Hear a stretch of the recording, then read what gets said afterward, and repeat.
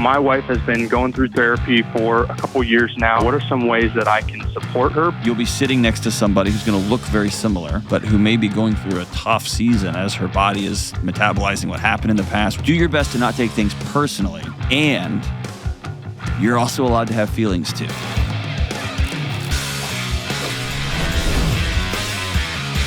Hey, what up, what up, what up, what up? This is John with the Dr. John Delony Show. I think that was too many what-ups, but I'm happy that you are with us. Talking your marriage, your mental health, your emotional health, whatever you got going on in your life. We're going to sit with you and we're going to walk alongside you and figure out what's the next right step. If you want to be on the show, give me a buzz at 1-844-693-3291. It's 1-844-693-3291 or go to johndelony.com/ask. We have a few people out in the lobby. It looks like there's a family with a kid. Are you 18? How old are you? 16? One of my favorite things in the world is when families come and this show gets super awkward. And I just know lunch is going to be amazing with a teenage son and mom and dad. Hey, they brought you, so you ask all the questions possible that come up. He's like, no chance. Whoo! Hey, Kelly, how was your Easter weekend? It was pretty good. We were in Alabama with my in-laws' family for the weekend, but it was nice. Yeah? Yeah. Did they have electricity there now? Just. Yeah.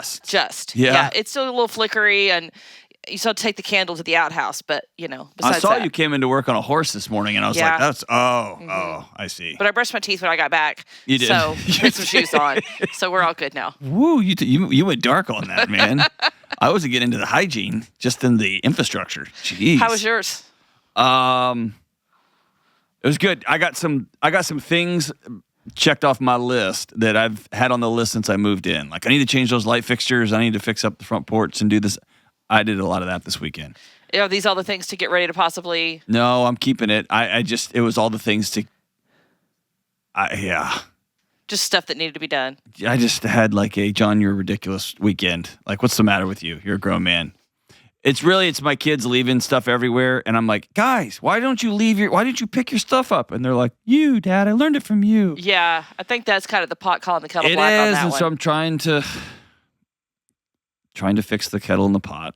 You can do that. My husband, who is also not the tidiest, he always says, please take after your mother and not me. So that's how he does it. When he gets on to the kids about leaving their stuff around, he does it that way. He'll say, please take after your mother. So that way that it's not hypocritical. So you can have that. I think you should call into the show. No, thank you. I don't think anyone should take after you. you. Let's go to Cleveland, Ohio, and talk to Brady. What's up, Brady? How we doing? Hey, Dr. John, I'm doing well. How are you? Excellent, my man. What's up? Good. Well, hey, I just want to start off by saying I really appreciate the advice you give and the way you provide context and not just take one vein in looking at a situation. So I really appreciate that. Thank you, man. But the reason I called in, so my wife has been going through therapy for a couple years now, and her therapist recommended she do something called EMDR therapy. Yeah. And so as she's kind of getting into that and going through this more intense version of it, my question when I originally wrote in was, what are some ways that I can support her, but also just some information about the therapy, things I should be aware of, stressors to watch for. And then part B of that question is we kind of are at that time frame where we're considering starting a family and thinking about that next stage in life. And so obviously adding this stress is probably not the best thing to do, and throw a pregnancy on top of that for her. So trying to navigate what are things we should be aware of and be cognizant of as we're looking to the future. Yeah. So EMDR, it's eye movement desensitization and reprocessing. No, I was gonna say reprogramming, but you're not a computer. It's reprocessing. Eye movement desensitization and reprocessing. It's not a big deal, and it's becoming so common. And so I don't want you to think that like she's going through a major surgery or something like that. After a few years, I would guess they've talked about the things. Why now, after a few years, is she being referred to an EMDR person? So I think a piece of it is her therapist went through EMDR herself.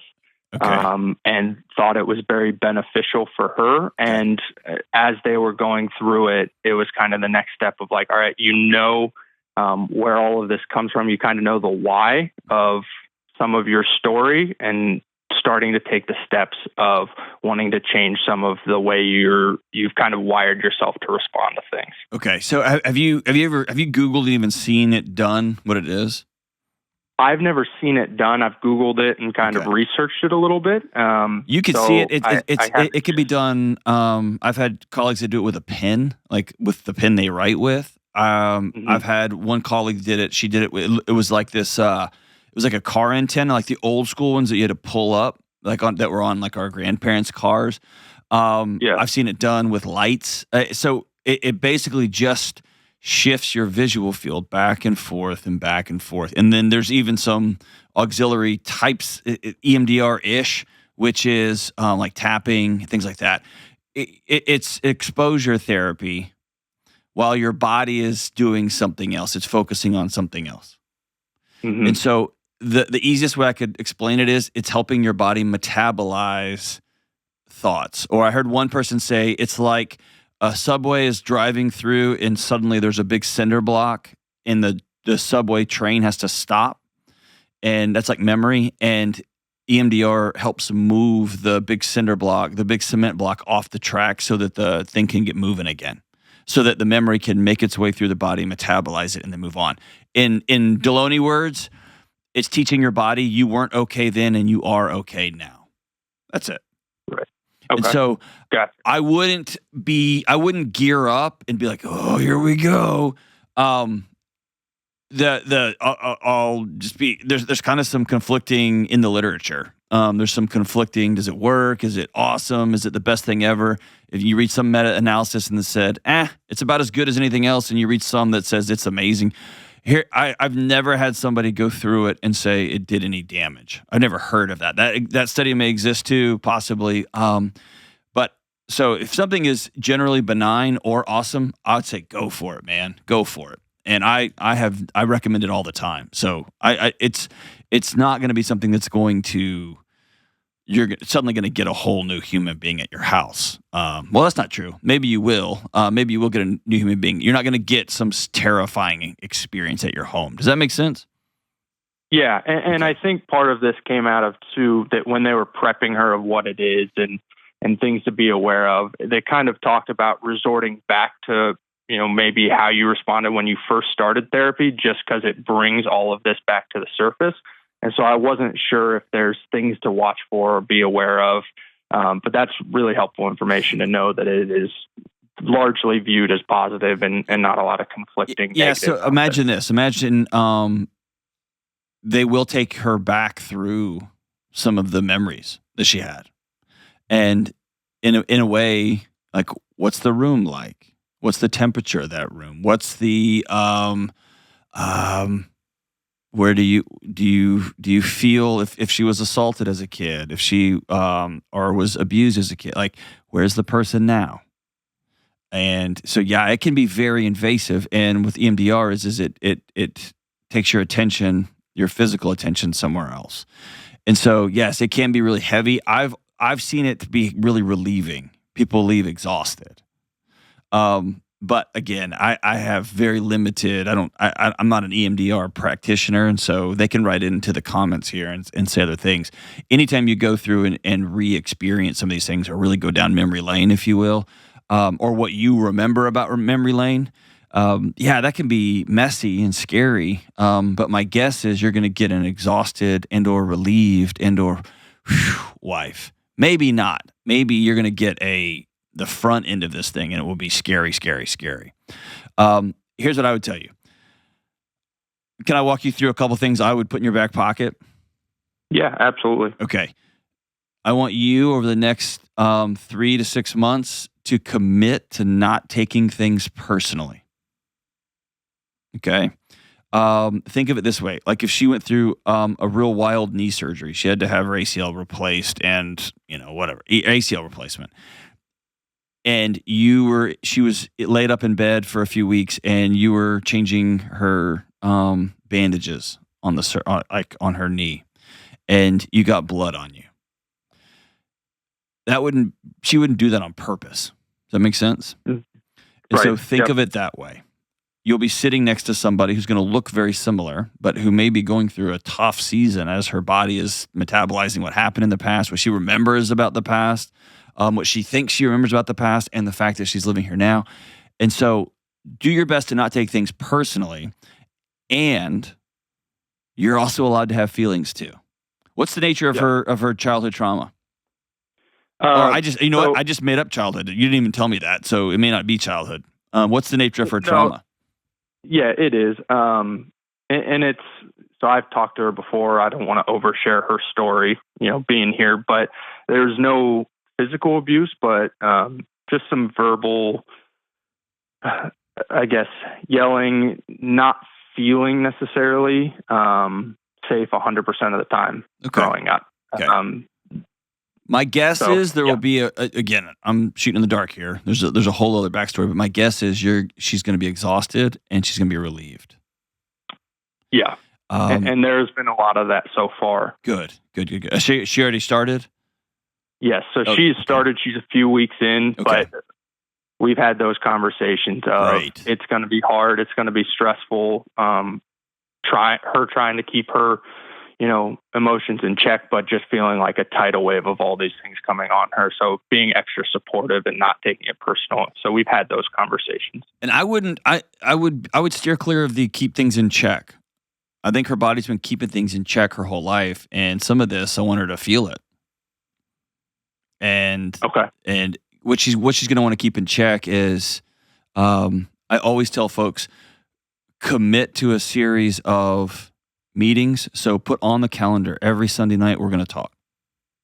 Even if she sits down and y'all talk about budget, talk about groceries, talk about normal things. And those normal things open up pathways, avenues towards. Can I tell you one thing that I remember during therapy that was said to me when I was a kid? But you don't press and don't push, but make them regular. And sometimes there'll be no conversations. And that's where she's like, I don't really have anything to share with you. And then if you're like me, you're going to take that personally. Oh, you can tell somebody else, but not me. I'm your husband. I love you. It's not about you right now, right? And so just don't take it personal. Right. We're just going to, cool, awesome. Let's go for our walk or whatever we have scheduled up here. But you're allowed to have feelings too. Somebody hurt your wife, man. And you're going to hear things, potentially you may already have. Someone said things to your wife, even though it was so many years ago. You're allowed to get really upset about that. Okay. Don't think you're weird or whatever. It's not her job to carry that for you. Right. Right. But yeah, man. And you know what you'll probably feel most of all? Powerless. Yeah. Because you weren't there to protect her. You weren't there. You didn't do any of this stuff. And you can't wave a magic wand or turn a wrench and fix it. Right. Right. And so the first couple of weeks, am I on the right track with she's feeling exhausted and almost that sense of relief? Yeah, absolutely. I think definitely the sense of exhaustion, of just feeling overwhelmed. Yep. And to an extent, I think there's a little bit of, she's done all this really hard, really good work over the last few years, and now all of this stuff is coming back up again. Sure. Of feeling overwhelmed by the emotions and not knowing how to process it when she's done so much work figuring out how to process that, and it's kind of opening that wound again. So I know that's definitely a piece of it as well for her. So just trying to be as supportive as possible, and like you said, not take it personal, but do whatever I can to help her get through it, because I know it's not easy. Well, and that starts with that weekly meeting. Here's what I want you to ask. I want y'all to get in a rhythm of asking each other, how can I love you this week? Okay. And when she's gone to a few sessions, what's the best way you feel loved on your way home from one of those sessions? Okay. Like, I asked my wife that a few years ago. You know what she told me? Turn the porch lights on. Will you turn the porch lights on? And I tend to make crazy dinner adventures and experiments that don't always work out right. And she said, just clean up whatever experiments you've tried and turn the porch lights on for me. Like when I come down our long driveway into the woods, it makes me feel safe. And I was like, oh man, I thought you wanted me to like get out a textbook and read to you You know what I mean? Like it was not even close to what I thought. But how can I make you feel loved? Can I meet you for dinner? Okay. But again, let her set the stage. And the last thing I would tell y'all is this. I want y'all to set up boundaries. What do I mean by that? I want y'all to commit on the front end of this. Here's a few things that are off the table. Our relationship's probably gonna be a little bit different. I want us to start dating again because I've got a wife who for 20 years has been holding everything in, and I've got a wife who is free in the wind, right? She's like a flower in a field now, man. She's not like this oak tree. She can be, right? Just, And so you're going to date that person now because she's new. And that's really awesome.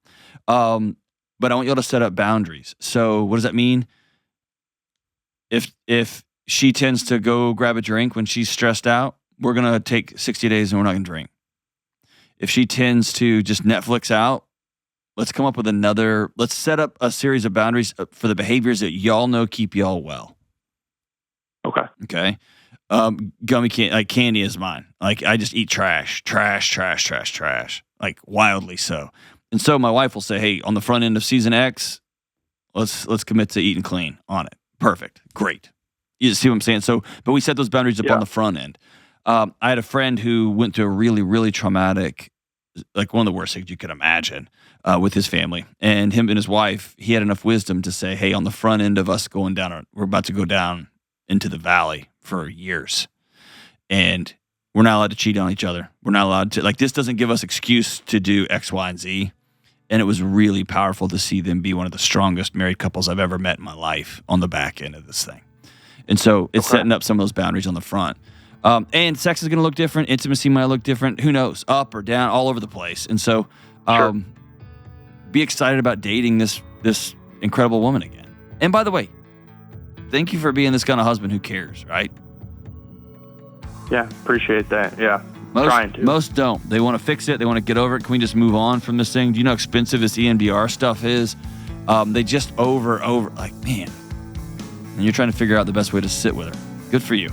Good on you. Whew. She's still the woman you married, man. She still loves you and you still love her. It's amazing. Good on you. Thanks for the call, brother. We'll be right back. This episode is brought to you by BetterHelp.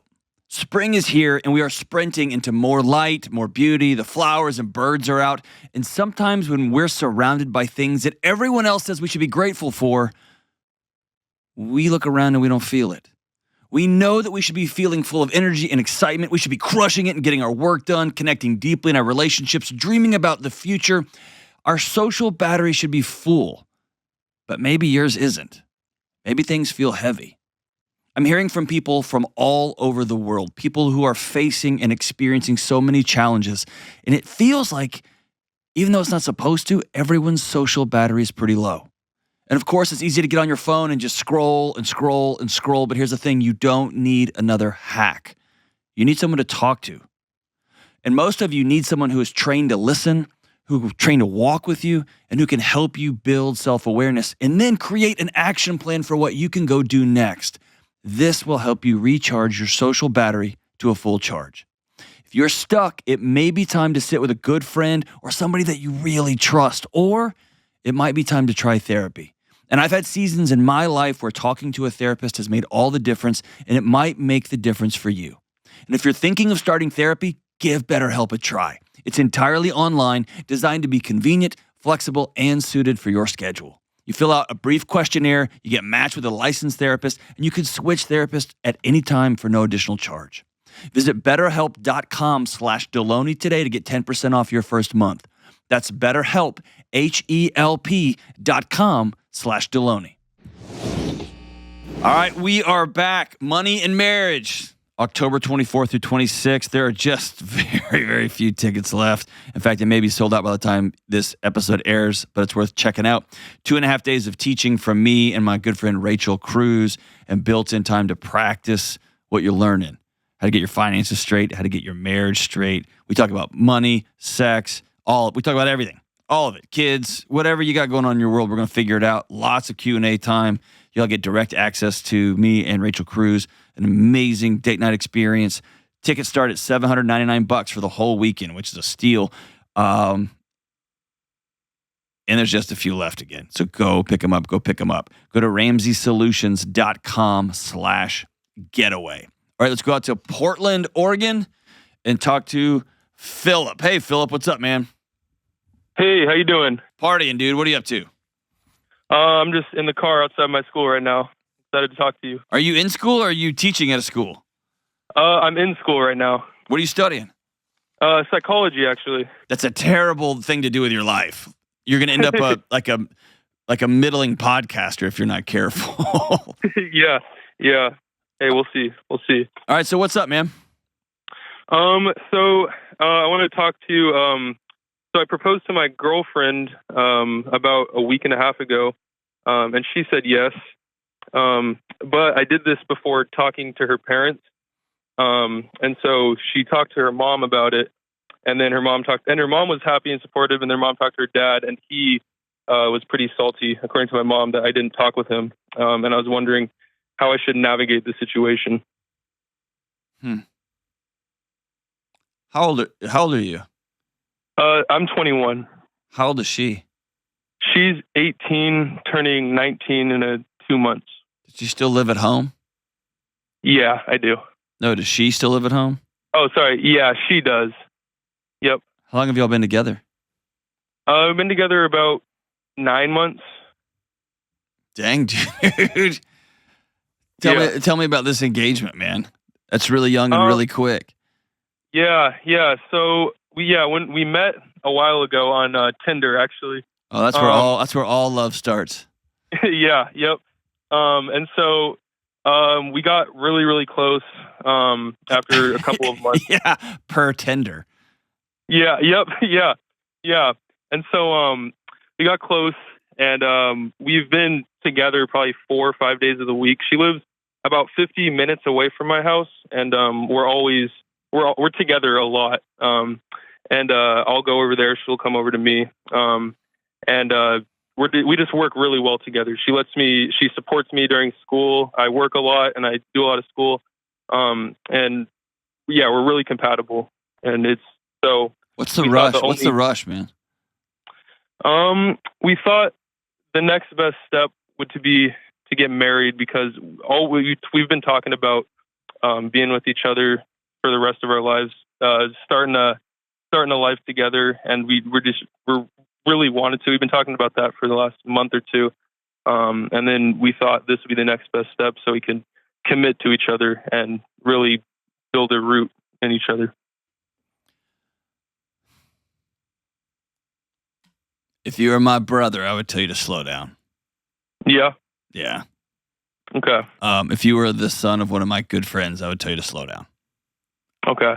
That's not why you called. You didn't call and say, "Hey, is it smart or not wise that I'm just turned 21 and I want to marry an 18-year-old / 19-year-old out of her dad's house, out of her mom and dad's house?" Yeah. But that's not why you called me. And here's the reason I'm pushing back on you wisdom-wise. Yeah. There is 1,000% chance I have you will get sideways, or you will do something that your future father-in-law goes, "I wouldn't have done it like that." Okay. And what somebody who's old enough and wise enough to get married is old enough and wise enough to pick up the phone or to go in person to be like, "Hey, dude, I should have called you. I just totally blew this. I'm sorry." Yeah. And I can imagine this feels super, super fast. Can we go to lunch? I want to be on the same page with you as we move forward. Yeah. I understand that your daughter is the single most precious and important thing in the history of your life ever. And I want to honor that, man. Yeah. You see what I'm saying? On this side of it, you're 21. I'm in my mid-40s. On the back side of this, I have a 14-year-old. The thought of him getting married in 4 years makes my head, I can't even wrap my head around it. And he'll be legal if he wants to do that. I can't stop him. Yeah. But just know, on the parent side of it, it just feels like a lot. Yeah. And that's what I've been told by my parents, that, we're young Well, the young part's fine. There's just a maturity level. I mean, pick up the phone and call the man. Why haven't you done that? Yeah. If you're old enough to marry his daughter, why aren't you old enough to call him and be like, dude, I should have called you. I screwed that up. My bad. Yeah. Yeah. Yeah. Why haven't you called her? Should give him a Call call. him. I will do that. I will call him. You're not answering my question. Why haven't you yet? Are you scared of him? Yeah. I would say that. Just say yeah. Don't want to hear something I don't want to hear. Bro, you're about to get married. That's the rest of your life, homie. Yeah. You're about to merge two families. Yeah. Yep. Is anyone in your world telling you this is a great idea? My mom, so they both are families. Her parents really do like me, and my parents really like her. So my parents are happy with it. And her mom is happy with it, and her dad's still salty I didn't tell him, but I did see him yesterday, which is funny, but it was never brought up. The marriage to talk about it was never brought up. So I bet if he brought it up, he would just spew fire, and he's trying to keep the peace at an Easter function. Yeah. What I'll tell you, I hate to even say it like this because I feel silly, but it's the most honest way I could say it. Yeah. The right manly thing to do is to call him. Okay. And say, I would like to take you to dinner. And bro, you pay. All right. Yep. And pick somewhere nice and say, I want to marry your daughter. I did this the wrong way. I screwed this up. And I want to delete this thing. Okay. You got to see it from his eyes. He's about to get a new son. Yeah. And if you didn't even bother to call him to say, hey, I want to take your barely old enough to make legal decisions on her own, barely old enough to sign a contract on her own daughter and marry her, and I didn't even bother to call you. Come on, man. You know what I'm saying? Yeah. That's just the wisdom and maturity. Yeah, 100%. How are you going to provide for y'all? Right now I'm working 35 hours a week. Yeah. Awesome. Double that. Well, I'm in double it. Yeah. Okay. It's like Dumb and Dumber. There's no jobs out here unless you want us to work 40 hours a week. 35, bro. Not going to cut it. 70. Yeah. You're a newlywed 21-year-old. Yep. Yeah. You keep saying, I don't think you get it, dude. I don't think you get it. No. Yeah, you're right. No, yeah. I'm in school right now. So I'm also, I'm working. So I'm trying to juggle that. Do school and work. Yeah. Okay. I'll give you 10 hours. So you 60 hours a week plus school. When you get married, you're going to look at your sweet 18-year-old wife and go, I will see you in 3 years. Okay. That's you understanding the reality of the world you're stepping into. Yeah, like that. We have to have more time apart because I'm working and in school. Bro, it's like, have you sat down and even done a budget? Like here's the math. Like rent. Yeah. 2 cell phones, 2 car insurances, have you mapped all that out? Yeah. So we've talked about money. We wanted to move out, but we haven't because we're like we need more money, of course. And you're throwing. I will say we're privileged that our parents do help us with a lot of stuff. I know, but you're about to be married. All that cut off. Yeah. And if it doesn't, you should be ashamed of yourself, and you should cut it off. Yeah. Yep. Yeah. And we've sat down, tried to move out. We're like, all right, we need to work more, save more money, and right now we're working on saving a bunch of money because she works 40 hours a week at a veterinarian office. So we're trying to save as much money as we can right now. She should work 40 hours a week at a vet clinic and then go to Walmart and throw boxes until 11 p.m. Okay. Or do a second job, drive Uber, whatever. I don't know what else there is to do. I mean, wherever is going on in y'all's world. But, and by the way, I'm not talking about saving money for the thing, for the wedding, for the first apartment. No. I'm talking about 2 cell phone bills, 2 car insurances, renter's insurance, tuition, clothing, makeup, deodorant,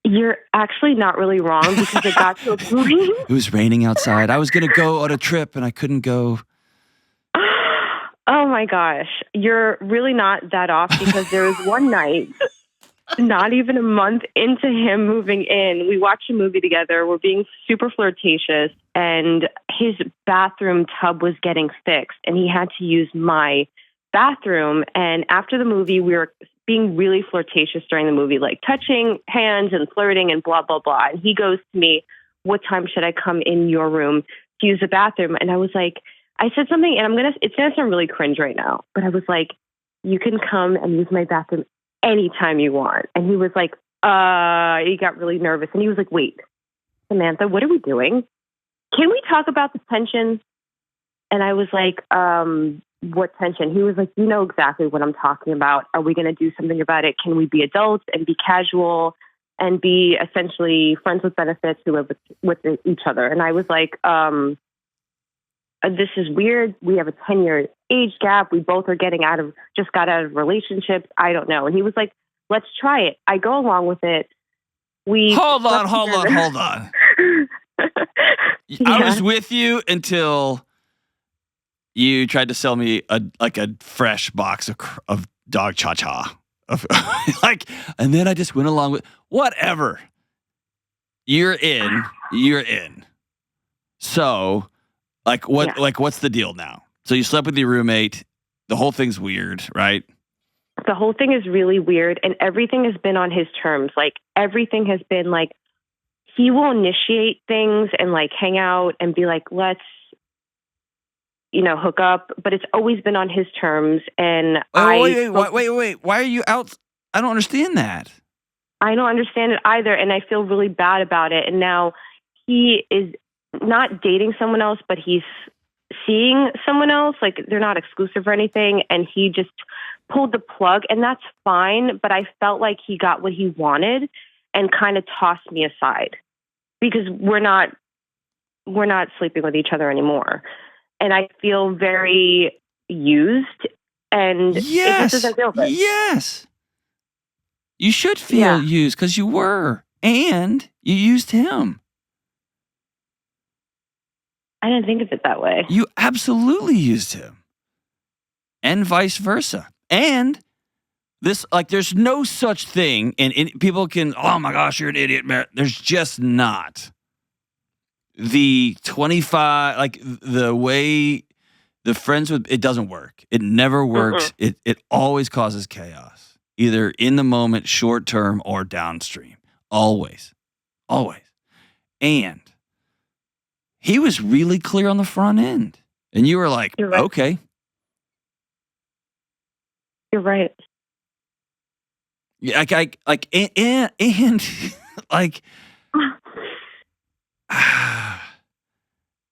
did you get your heart broken? Did you fall for this kid?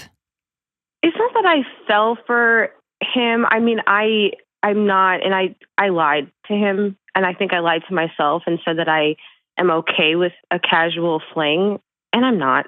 Did you like this guy? Yeah, I mean, I can't be intimate with someone if I don't like them, and I never told him that. No, you told him the exact opposite of that. I did, yeah. And I think your anger or frustration or heartbreak or whatever is misplaced. I don't think it's on him. I think it's on you. Why?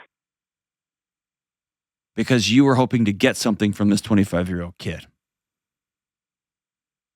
And I didn't. And you didn't. And you've done this before.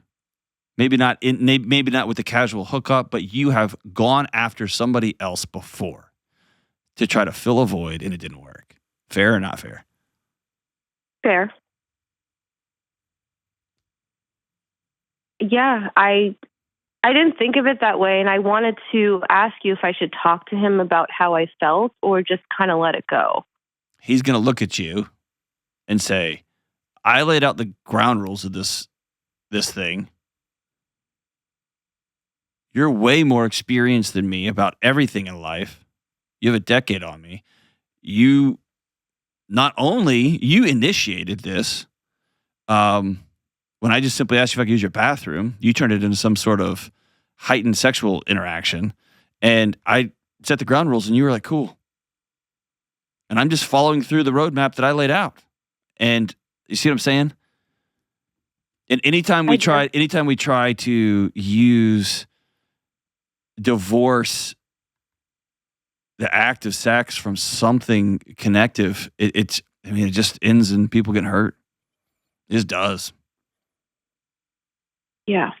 And so you could talk to him. I don't know what telling me your feelings, unless you're telling him, I really like you and I want to be exclusive with you. And hey, we already moved in together. I mean, you know what I mean? I don't. What do you want to tell him? I think I wanted to tell him that I felt like everything had been on his terms. I don't even know. What does that even mean? I don't even know what that means. It means that anytime a hookup was initiated, like, hey, let's like hook up and have sex, whatever, it was always on his terms. And anytime I would try to, even after we had sex, after the fact, I'd be like, let's watch a movie or let's do this. He would automatically go to, I can't have sex tonight. I'm really stressed. I have a big business meeting in the morning. I can't do this. And I would automatically be like, I'm not asking you to have sex. That's not about him. That's about you. In what way? If there was a power dynamic to where you found yourself trapped, Mm-hmm. or caught or forced, then things are on their terms. If you agree to an employment arrangement where you go work for a boss and that boss says you will be here at 8:00 and you will leave at 5, then your work day is on their terms because there's a power differential there. Yeah. This is just a guy who doesn't really care. Or was really clear at the outset, this is all this is going to be. And you were like, cool. Anytime. And then you want to turn it into something else as like an unfair relationship, right? And I guess there's another on terms with, like, I've been married to the same person for more than 2 decades now. Yeah. Yes, it can be always on my terms if I start to take advantage of her. So that's another place where relationship could, without a power differential, right? Because we're co-creating this marriage, me and my wife, and so yeah, I could take advantage of her kindness, of her fill in the blank, anything, and it can always be on my terms. But I think you're mad that you kept signing up for this thing and you kept going and you kept going. And your guts knew it wasn't right, and your heart knew it wasn't right, and you kept doing it, and you kept doing it, and you kept doing it. Yeah, I didn't think of it that way. And that's probably something I should have thought of, and I wasn't honest with him or myself. I'm way more worried about your honesty with you. Yeah. I mean, I can be very outspoken and bold with what I want, and I am a lot of the times, but sometimes, like this with Eric, I will be compliant and then be like, all right, well, maybe we'll see where it goes and maybe something else will develop. And I won't say anything because I don't want to off the bat come across as like wanting a relationship. And why won't you just say what you want? I should have. Well, now it's too late, and I don't even think I would want to be with a 25-year-old. You were with the 25-year-old, both physically and emotionally. You were with him. He didn't choose you, and that broke your heart. Yeah. You were with him. You live in this. Like, I'm bold you're bold when it doesn't count. You're bold at work, and that it doesn't matter. You can, like, you know what I mean? Like, you can be loud and like, I get what I want at the office. Cool, man. Like, you know what I'm saying? Where it counts is looking across from somebody and saying, here's all I am. Do you love me? And when it counts, you get real quiet and say, I'll just take whatever because that's all I think I'm worth. Ooh. Yeah. I mean, that's kind of what happened with my last relationship. I bet you could go look at a pattern Because somewhere along the way, you got a message that when it comes to vulnerability, you better freaking not show any. When it comes to connection, just take what you can get because that's about all you're worth. And I'm telling you, you're worth more than that. Thank you. Yeah, I mean, I've definitely dived into this, and I grew up in a but broken you could dive in all you want, but you keep doing it. Yeah, I do, for sure. I mean, that's literally what happened in my last relationship, and it got to a point where I had enough, and I finally walked away, but it took me a while to get there, a long time, longer than it should have. Yes, and I think you're there too. If you were my friend, like just a buddy of mine, I would say you got to move out. Or if he's got to move out. Yes. Unless you want to just see a walking example about how you let yourself down as he parades girlfriends in and out of there. As you spend, like it's like a real life social media account. Why would you do that to yourself? I mean, outside of this, we have opposite schedules, and he's not really home a lot, and I'm not. So it's a really good. This is not a math problem. This is a Samantha's heart challenge. Yeah. Like I'm saying this not in a flippant, like stitch on a pillow kind of way.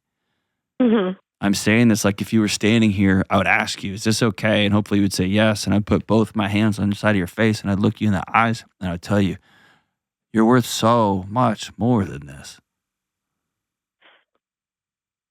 So he didn't do anything wrong. It's pretty much No, I didn't say that. If he was 25 years old, I would tell him, who does he think he is?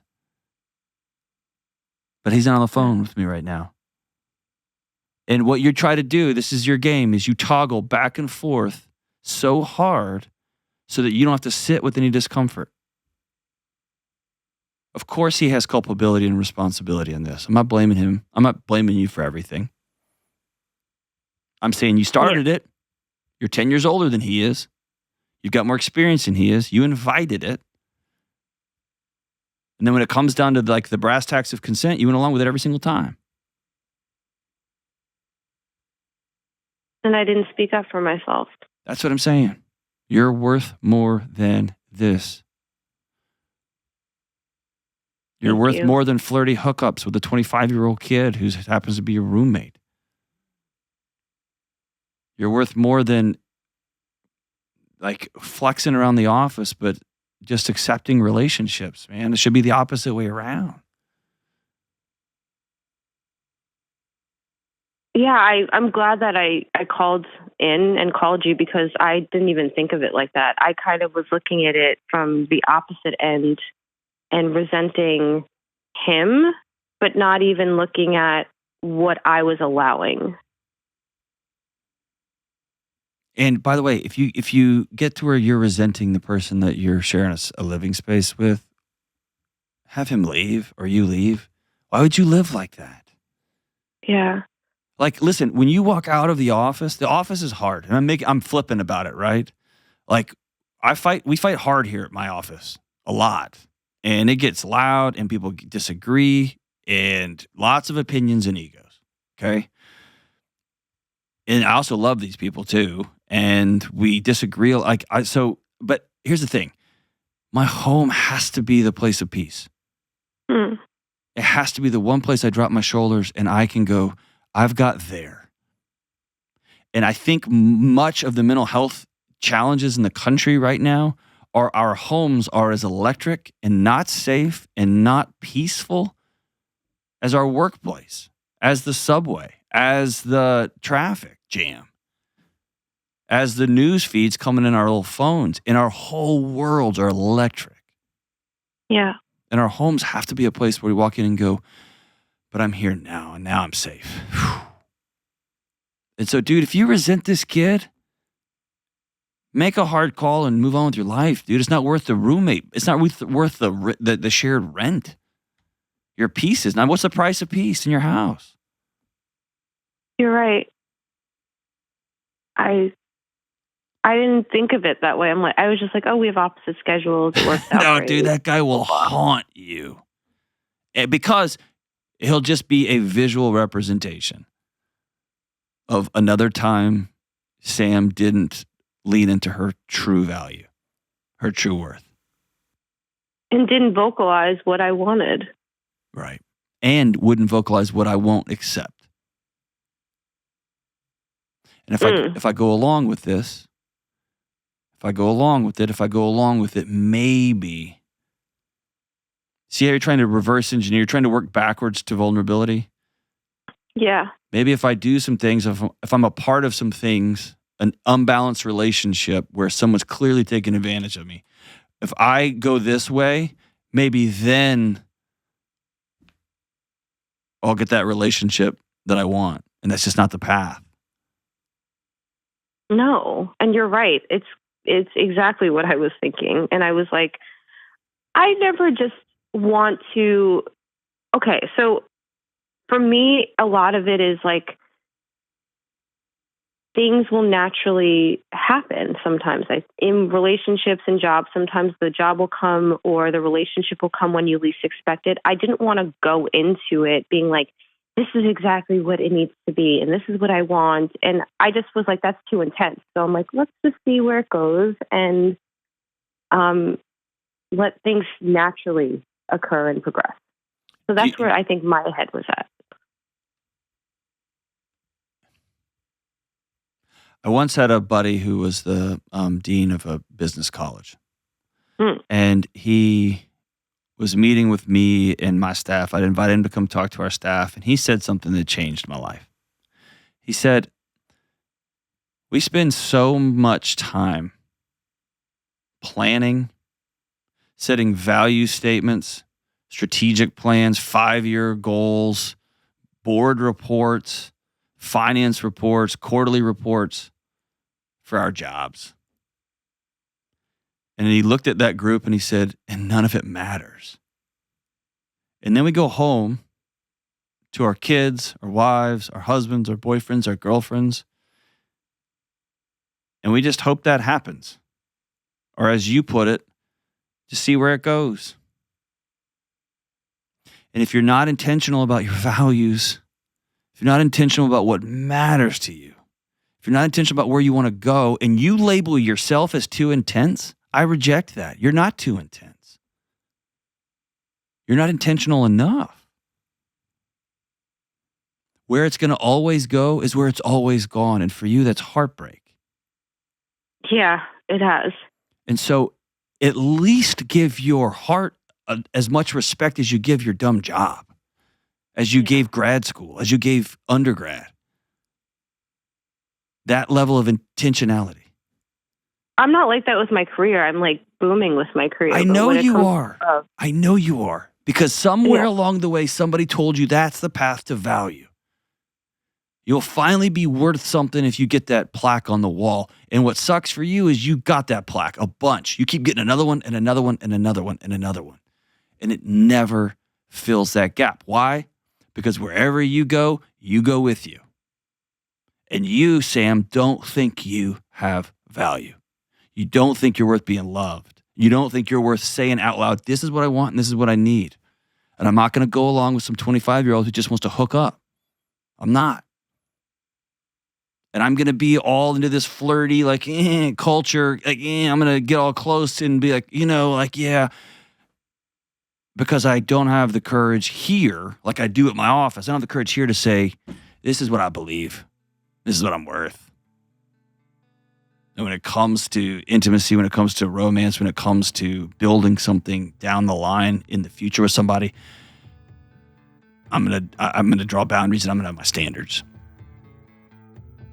If no one's ever told you you're worth that, Sam, I'm sorry. It breaks my heart for you. But you are. You're worth every bit of that and more. But don't go home to a place that you resent. Don't go home to a person you resent. Make your house a place of peace so that you can begin to anchor in and say, what do I believe? What do I value? Who am I going to be? And then go be that person. And who cares what some 25-year-old, 35-year-old, 45-year-old person thinks? You're worth all that. Thanks for the call. We'll be right back. Hey, what's up? Delony here. Listen, you and me and everybody else on the planet has felt anxious or burned out or chronically stressed at some point. In my new book, Building a Non-Anxious Life, you'll learn the 6 daily choices that you can make to get rid of your anxious feelings and be able to better respond to whatever life throws at you so you can build a more peaceful, non-anxious life. Get your copy today at johndelony.com. All right, we're back. Kelly, what do we got? What did I do wrong on the internet this time? All right, here we go. If you're an adult, your parents don't get a vote about your life choices or values unless you give it to them. If you're an adult, your kids don't get a vote about your life choices or values unless you give it to them. Your boss, your friends, your neighbors, and random people on social media don't get a vote either. Stop outsourcing your life to other people who are trying to meet their own needs by controlling yours. Ooh. Felt like that fit with today's calls. Kind of. A little bit. I think like 3 or 4 things happened to me at once. That was a note to myself. Like, stop. Like, there was a family member that said something about the holidays and one of my kids. Anyway, yeah, stop outsourcing your life. The people in your world only get a vote if you give it to them. Unless you owe a bunch of money and your boss will tell you, you will be here tomorrow to work. And the bank says you will pay me at the end of the month, or I'm going to take your car or your house. Other than that, people don't get a vote. And it's so strange when you outline it that way. I find all the relationships in my life are much smoother that way. Or I guess the other ones have just gone away. I guess they've been like, screw that guy, but I don't know. You were about to say something, Kelly? I was just wondering if one of those was like me telling you to be on time or something, and you were like, you don't get a vote. No, you definitely get a vote. When it comes to that. Yeah, nobody gets a vote except for Kelly. But sometimes I feel like my vote is vetoed. No, it's just expanded. Or set aside for a different time. Okay, let's think this through though. When they asked me, like they brought me in a room, they're like, "Hey, James is gonna quit. James Childs, the quitter. That's what we call him around here. He didn't quit the company, just you. Just me. Yeah, when he quit me. When he's like, I'm going to go for the sure bet. The big, huge. Yeah. I heard a comedian one time say, like, rooting for the Yankees is like going to Vegas and cheering for the house. That's what James did. He's like, went to Vegas and he's like, I'm betting on the casino. Thanks, James. But they came to me and said, hey, we have our eyes on Kelly for this job. Can you work? Can you all build something for the next 15 years together? And so I submitted to that vote. Like I said, I'm saying yes, I'm in on that. But I gave that vote, right? Right. And then I just don't listen to it all the time. Sometimes it's like, thanks for your input, but I'm going to go do this other thing anyway. Everybody, thank y'all so much for listening to today's show. I'm so grateful that you joined us. Be kind to each other. And if you just have a quick sticky note experiment or a sticky note adventure today, pull out a sticky note and just write down 4 or 5 things. I'm worth this. I'm worth this. I'm worth being treated right. I'm worth kindness. I'm worth a full night's sleep. I'm worth love. I'm worth, what are you worth? What are you worth? Just do that quick exercise. You're worth that. See you soon.